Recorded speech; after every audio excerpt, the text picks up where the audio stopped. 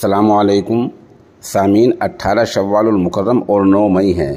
خبر کا عنوان ہے مدرسے کے محتمم سڑک حادثے کا شکار، دعائے صحت کی اپیل، محتمم صاحب ہسپتال میں داخل۔ خبر تھوڑی تفصیل سے سنیے۔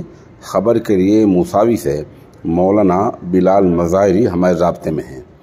وہ بتا رہے ہیں کہ ان کے استاد محترم قاری محمد فاروق محتمم مدرسہ ضیاء القرآن نردھنا سڑک حادثے کا شکار ہو گئے ہیں اور ان کے بیٹے بھی ساتھ تھے۔ باپ بیٹے دونوں کو چوٹ آئی ہیں۔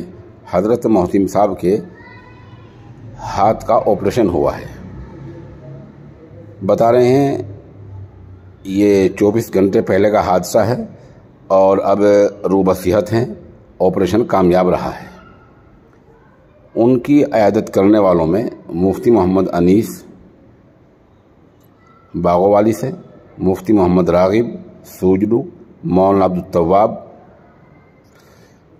قاری وسیع اللہ، قاری مستقیم، امین الفرقان گنگیرو، مفتی عارف، امام خطیب نردھنا، اس طرح کے لوگوں نے ان کی عیادت کی ہے اور ان کی خود دعا بھی کی ہے اور لوگوں سے دعائے صحت کی اپیل کی ہے۔